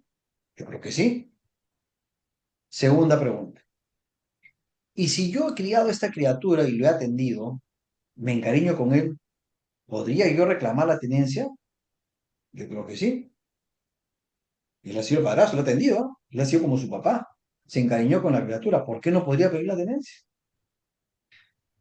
Cuarta pregunta. Tercera, y si yo me encariñé con la criatura, terminé la relación con la mamá, ¿tendría derecho al régimen de visitas? Yo creo que sí. Él fue su papá, entre comillas. Última pregunta. Y con todos estos derechos que entonces estarían surgiendo, naciendo, ¿tendría este chico que ha sido tratado como mi hijo, lo he querido como mi hijo, lo he presentado como mi hijo, aun cuando legalmente no lo fuera? ¿Podríamos reconocerle el derecho hereditario como descendiente? Y ahí habría que, digamos, de repente evaluar bien las cosas, ¿no? ¿Hasta dónde llegaría ¿Pero este por qué? reconocimiento? ¿Pero por qué, doctor? Si ¿Por qué? Porque prácticamente usted ha establecido una afiliación no sanguínea. si es cierto, si es cierto, doctor, aquí prácticamente estaríamos ante una especie de hijo cuasi adoptivo, llamémoslo así, ¿no? Porque no está adoptado. Sigue teniendo el vínculo con su padre originario, pero de repente me he extendido mucho en lo que puede ocurrir. Pero yo creo que de repente doctor, en algún momento, así como se está reconociendo hoy en día el derecho del hijastro a ser asistido por su padrastro, cosa que era imposible pensar hace 40 años atrás, yo creo que en su momento, frente a todos estos derechos que se vienen, de repente alguien podría decir, oye, si estamos en esta situación, habría que reconocerle este derecho hereditario al hijastro. Se me ocurre, no estoy diciendo que sea lo correcto, pero podría ya surgir alguna idea al respecto, ¿no? Bueno, tenemos que tener en cuenta que estas situaciones pueden estar ocurriendo sin al margen de la ley. Bueno, Simplemente, sí, simplemente lo que se tendría que hacer en un caso determinado es exigirlo a través del órgano respectivo, pero eso que usted ha planteado es perfectamente viable, ¿no? Porque es la parte afectiva del ser humano. claro, pero la ley no reconoce eso, ¿no? Claro, Exacto. alguien me dirá, pero ¿para qué te haces problemas si esta persona si tanto lo quiere, pues que deje un testamento? Sí, es posible que deje un testamento, pero va a Claro. haber unas restricciones. Va a tener que este acto de disposición en favor del hijastro estar sometido o encasillado a la porción disponible. ¿Y qué parece si, y fíjese, y si esta persona fallece y no deja testamento, este hijastro se queda en el aire?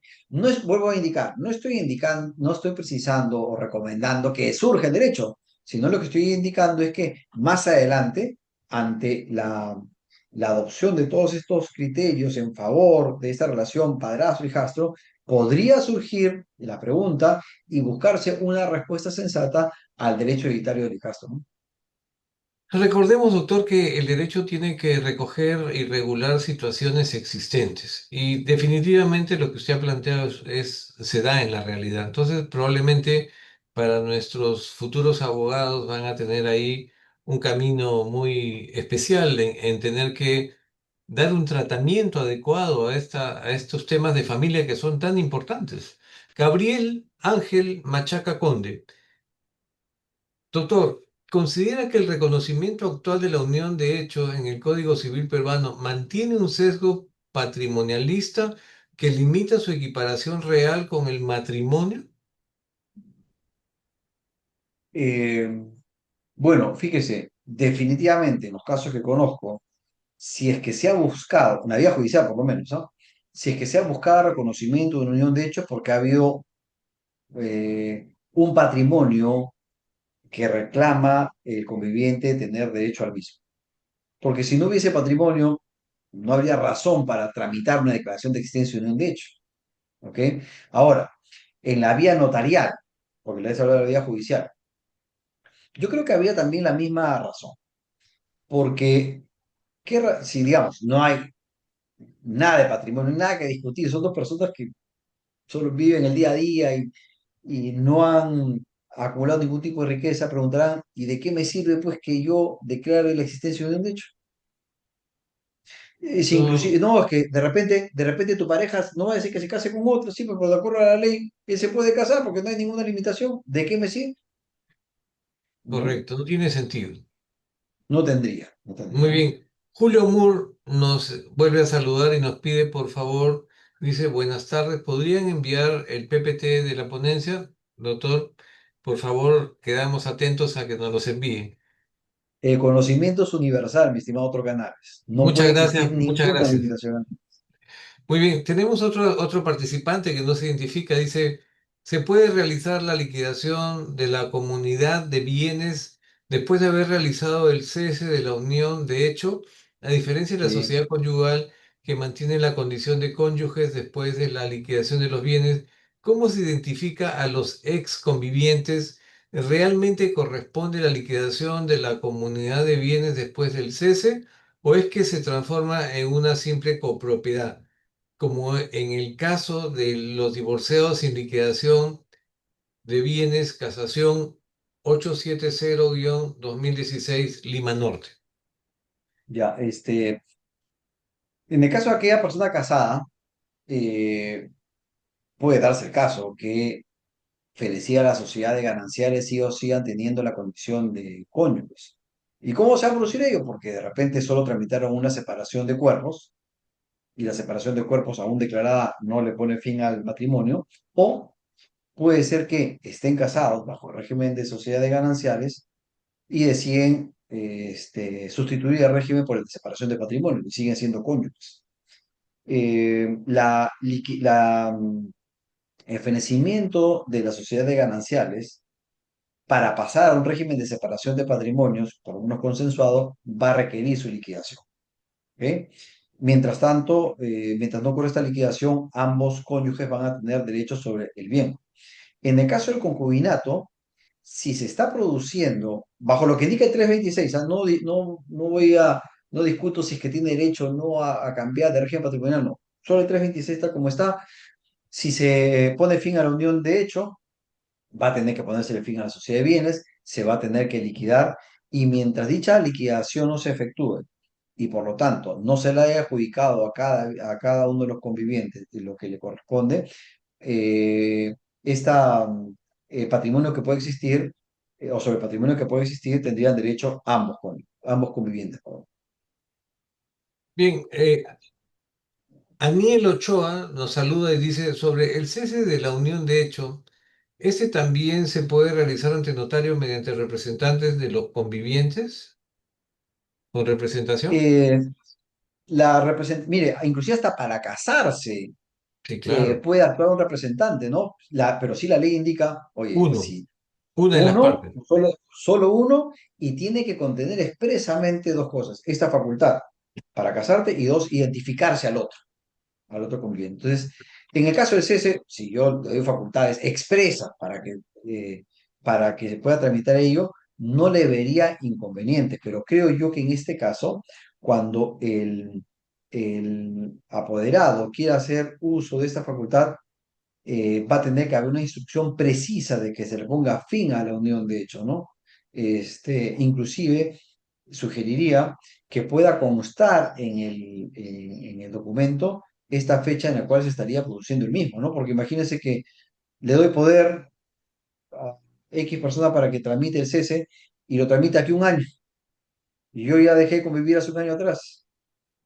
O sea, habría que tener estos cuidados en el poder que se pueda extender, ¿no? Y siempre bajo el principio de literalidad. Muy bien. Tenemos también a Doris Ventura. Dice, buenas tardes. Pregunta, ¿una persona casada puede realizar un registro notarial de unión de hecho? No, no, porque lo que exige la ley es que la convivencia, para ser reconocida como una convivencia propia, tiene que ser exenta de impedimento matrimonial. Y si esta persona está casada, hay un impedimento matrimonial. Muy bien. Juana Sarmiento nos saluda y dice, buenas tardes, doctor. ¿Cómo se da fin a una unión de hecho notarialmente? Puede ser que asistan ambos convivientes, perdón, o desde nuestro punto de vista, que vaya uno solo, ¿no? Va solo y yo creo que el notario tiene que tramitar este cese, cuidando que la otra parte conozca, ¿no? Por la característica que sería unilateral. Ujú. Muy bien. Tenemos otro participante. ¿Qué tanto influirían los testigos para que el notario haga un documento afirmando la unión de hecho? Bueno, y que los testigos van a dar fe que efectivamente esas personas se han venido comportando como si fueran cónyuges y que los conocen desde hace un tiempo atrás, ¿no? O sea, los testigos de alguna manera eh, evidencian este comportamiento público de la convivencia. Ok. Tenemos también a Isabel. No, pero antes tenemos una participante o un participante que no se ha identificado. ¿Cuál sería, y esta pregunta me parece que ya te la hice, ¿cuál sería la diferencia sustancial entre la unión de hecho y el matrimonio? Vamos a encontrar en el código inclusive la referencia a ambos como si fueran lo mismo. Es más, en el, en el lenguaje, eh, digamos, diario, hablamos de concubinato, unión de hecho, convivencia extramatrimonial. Tan solo habría que ver, fíjese, el 326 dice la unión de hecho realizada entre varón y mujer, libre de impedimento matrimonial, tal, tal, tal, ¿no? Y cuando revisamos el inciso 3 del artículo 402, al hacerse referencia al concubinato, dice, ¿no? Se da concubinato cuando varón y mujer sin estar casados se envía de tales. En todo caso, podríamos advertir que para el caso de unión de hecho, hay en el código una precisión respecto a algunos requisitos que en cuanto al mismo código, cuando se refiere a concubinato, no existe, ¿no? Pero en un lenguaje, digamos, diario, unión de hecho, convivencia extramatrimonial, concubinato, vendría a ser lo mismo, ¿no? Correcto. Están insistiendo, Isabel García insiste, doctor, y dice, buenas tardes. Gracias por esa conferencia tan clara y completa. Quisiera saber si podrá compartirnos el material de esta presentación. Ya usted ha afirmado que lo va a compartir, ¿no? Es Como un debe ser, mi pedido estimado del doctor. público. Muy bien. Luego tenemos un asistente que no se ha identificado. Dice, lo que deja la puerta abierta a disponer bienes que eran parte de la unión de hecho y que al ser disuelto unilateralmente, la pregunta viene, ¿no pone en riesgo el patrimonio familiar el que puede ser dispuesto en acciones por parte de quien ha disuelto?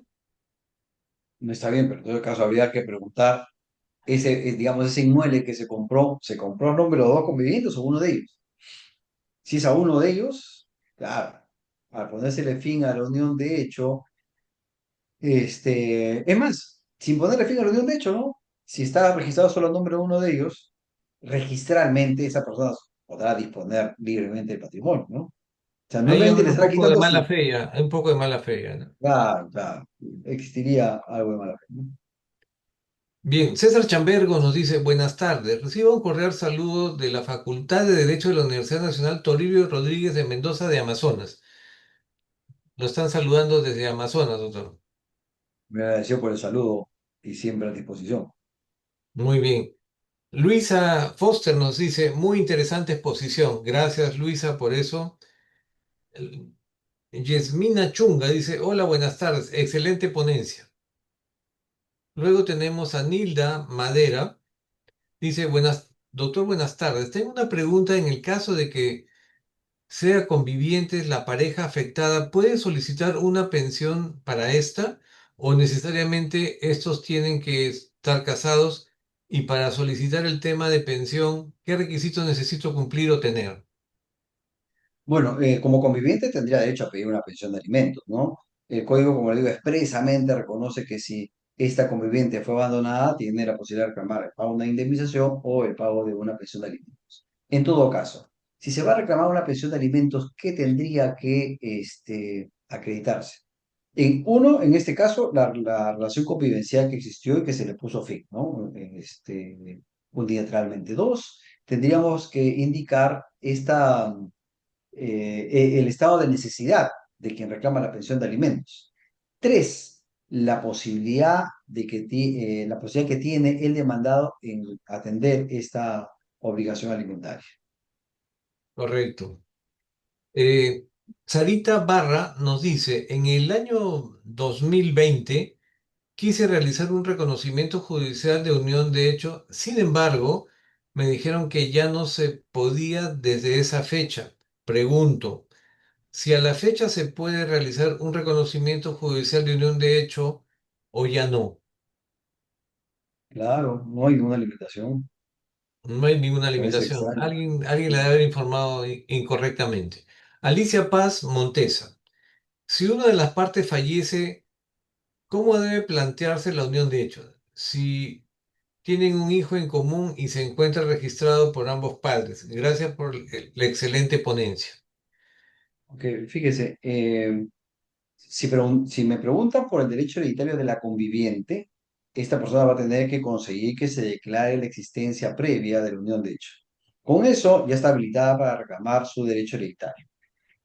Y respecto al derecho hereditario del hijo, al tener la condición de hijo, es heredero forzoso y se encuentra dentro del segundo orden sucesorio, tal como lo indica el artículo 816 del Código Civil.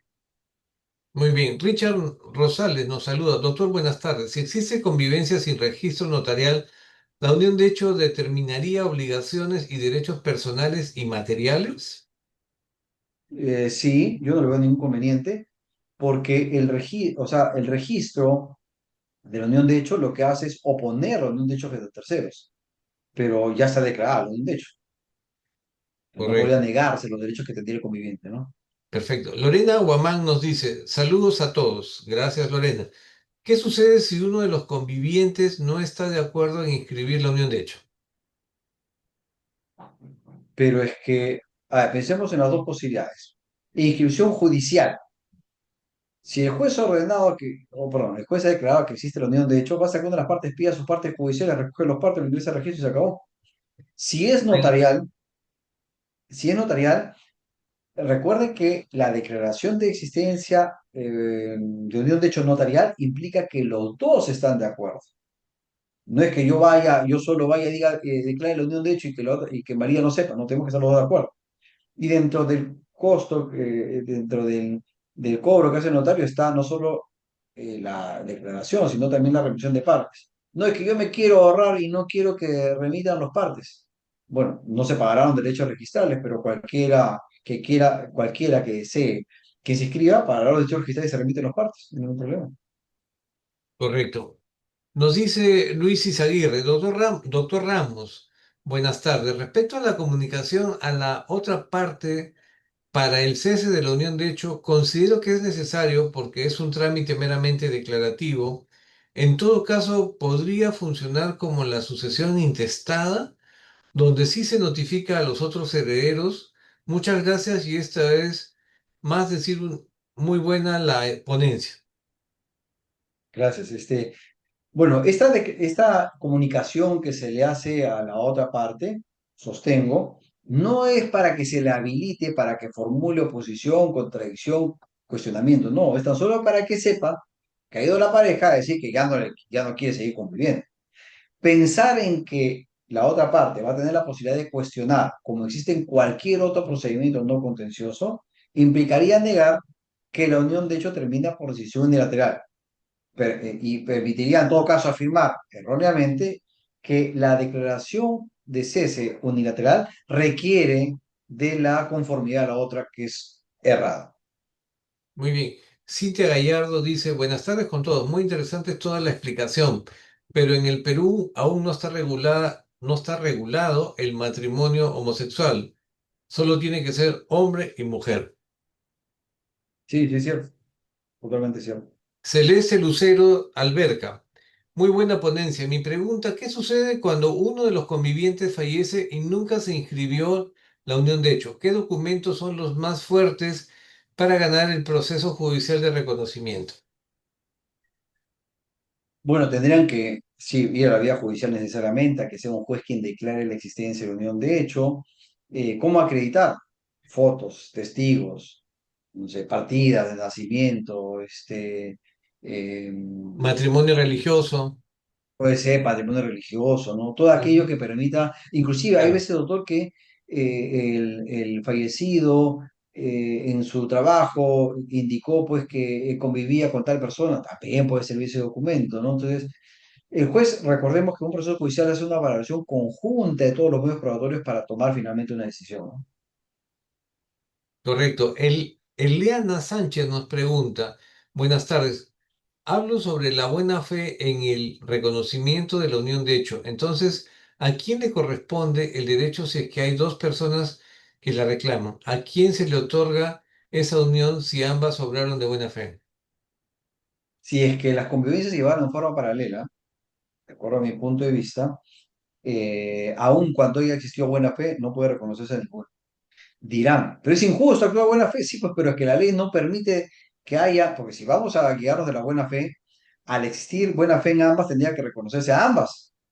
Y la ley no permite que haya dos convivientes, ni permite que hayan dos cónyuges. Pero es que ellas no sabían. Pero es la ley, ¿qué podemos hacer, señores? Raúl Alarcón nos dice, Juan, que es casado y pensionista, convive con María, que es soltera.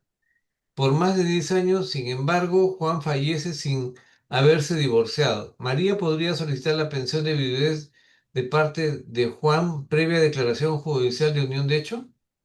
Pero si al momento que se llevaba la convivencia, este hombre estaba casado, esa convivencia no genera derechos. Hay un Ujú, impedimento matrimonial.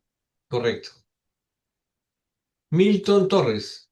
Buenas tardes. Una pregunta. Una pareja viene llevando 15 años juntos y no hicieron unión de hecho formal ni un trámite, nada tampoco de matrimonio.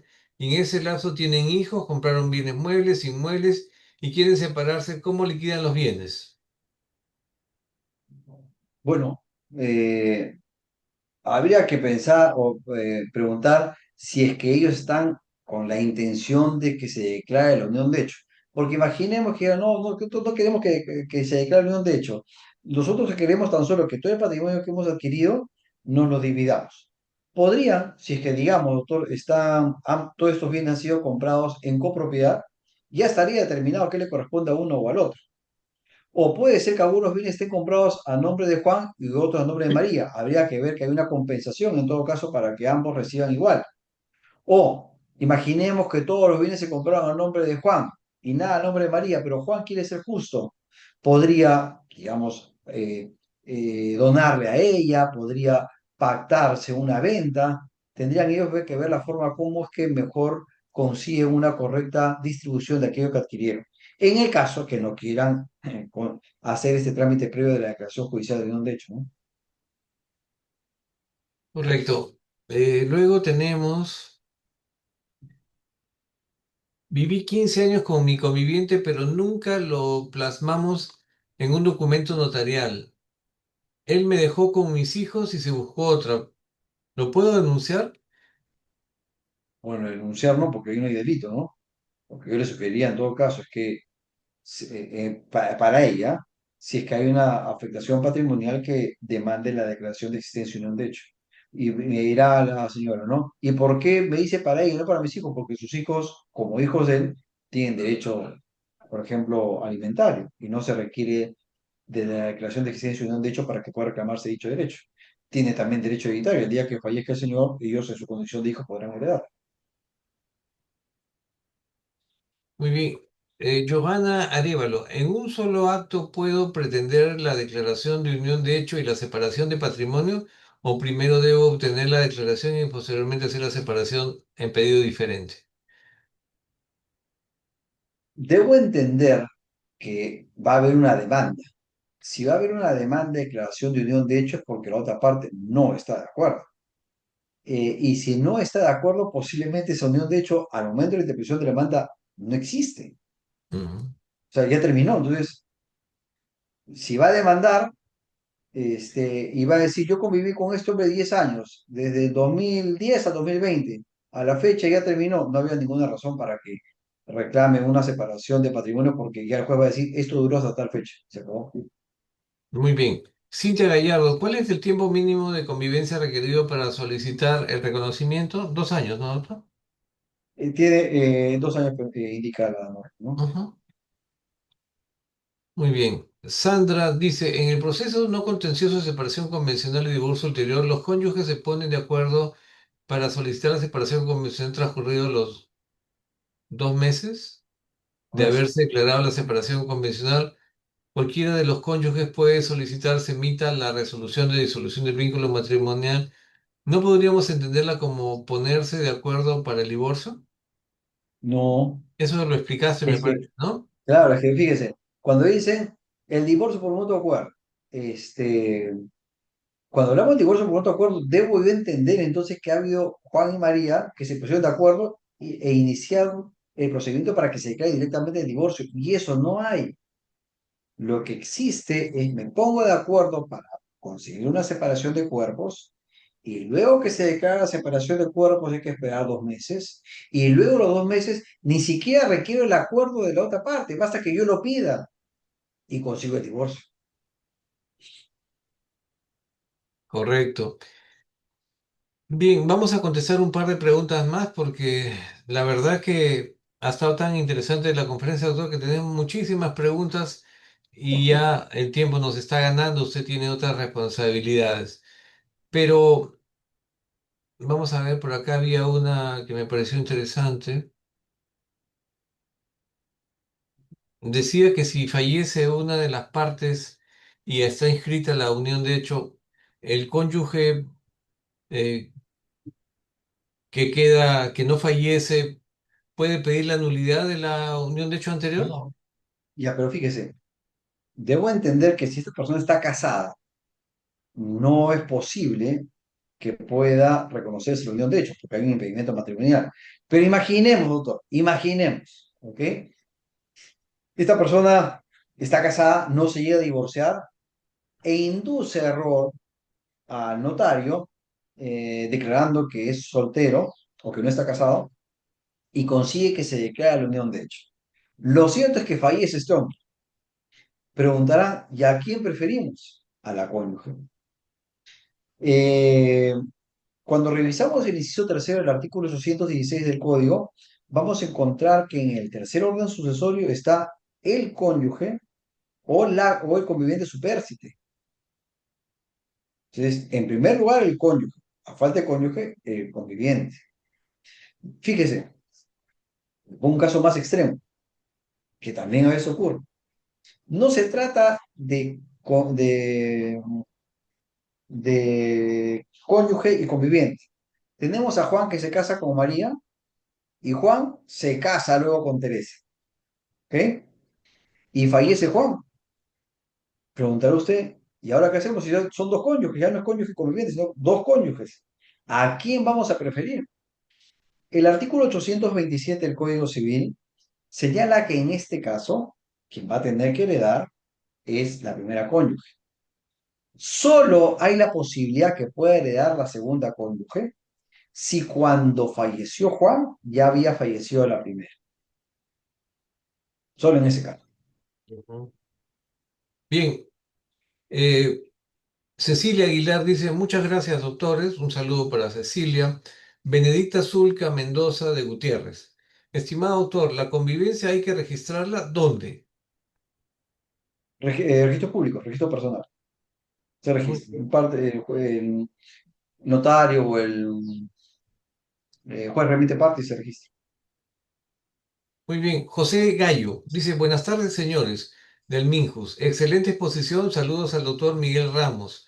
¿Podrían tocar el tema de los divorcios de mutuo acuerdo en otra ponencia? Lo estamos comprometiendo ya, doctor, para otra ponencia.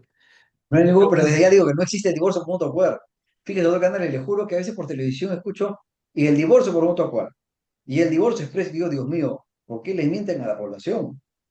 Mire, en teoría, si existe el divorcio por mutuo acuerdo, la gente va a pensar, dice, ah, ya, en un mes me divorcio, en 2 meses me divorcio, en 3 meses me divorcio, en 4 meses me divorcio.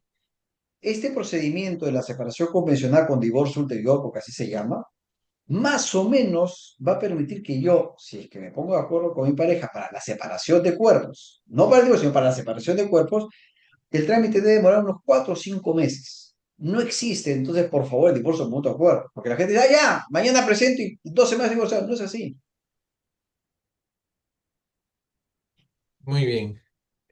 Bueno, doctor, le agradecemos por su tiempo. Sé que ya tiene otro compromiso. No lo queremos atajar, aunque hay muchísimas preguntas del público que será motivo de otra conferencia. Miguel, muchas gracias por tu participación. Realmente nos has ilustrado sobre estos temas y la complejidad que se presentan, porque definitivamente los seres humanos regulan situaciones afectivas y tanto el matrimonio como la unión de hecho son la respuesta a decisiones personales que muchas veces no están debidamente orientadas. Por eso que estas conferencias sirven para eso y nuestro público está presto. Hemos tenido muchísimo público el día de hoy. Gracias nuevamente, doctor Ramos, y ha sido un gusto tenerlo con nosotros aquí. No sé, unas palabras finales para su público. De agradecimiento al Ministerio de Justicia, al Centro de Estudios también, doctor, y a las personas que hayan asistido y participado. Es un tema que en nuestra sociedad es común, el de la convivencia. Yo espero que a partir de las respuestas que se hayan dado hayamos podido conseguir superar algunas dudas o confusiones que puedan existir al respecto. Y siempre comprometido con usted, doctor, en a poder apoyarlos en los temas que me requieren. Muchas gracias, Miguel. Hasta una nueva oportunidad y que sigan los éxitos. Gracias, doctor. Un fuerte abrazo.